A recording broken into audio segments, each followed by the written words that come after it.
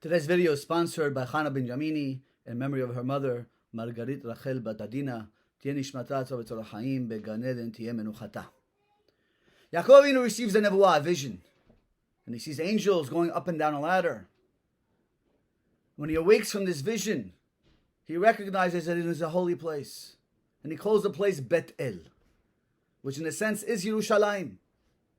But it's interesting, the pasuk says, but you should know this place that Yaakov called Bet El, Ve'ulam Luz Shem Ha'ir Larishona. The name of the city before used to be called Luz. The Ben Ubachia, the great medieval commentator, says, I don't understand. Why is it important for us to know that Yerushalayim was called Luz before? And he says something fascinating. But before I give you the answer of Ben Ubachia, I want to share with you a midrash. Midrash describes this place called Luz. He says this place of Luz is where the techelet, the blue string of the tzitzit, was made. Luz is a city that Sancheriv, the Assyrian king, could not capture. Luz is a city that Nebuchadnezzar, who destroyed the first temple, could not destroy.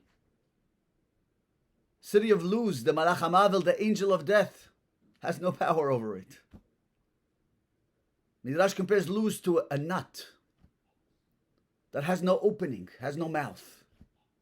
In the sense, it can't be broken open, it can't be cracked open because there's no loose point in it, there's no weak point in it.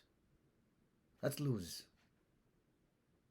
The Ben Ubachia adds that we have a bone in our body, in our spine, that's referred to as the Luz, which does not disintegrate. And from there will be Techiyat HaMetim. From that point, Hashem will regenerate the body. What's the idea of Luz?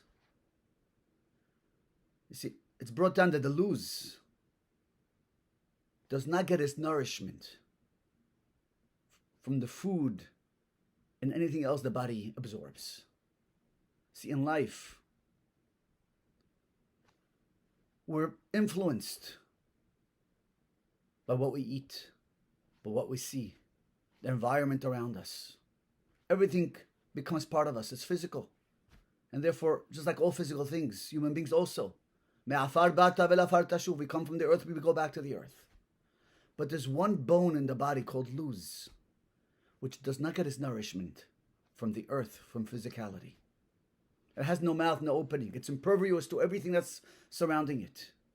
Its nourishment is strictly spiritual. It doesn't sustain itself from this world.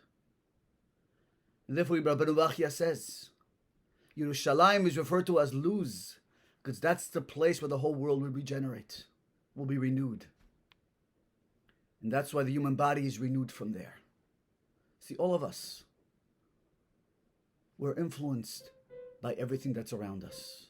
We're influenced by our environment, by the people, by what we eat, by what we see. But there's one part of us that never gets influenced, that can be touched, and that's the Luz. And from there, we'll be regenerated and renewed. Yaakov Avinu, before he goes out to Haran to build the future Jewish people, he leaves from a place called Luz. Message to Yaakov is, you are the Luz of humanity.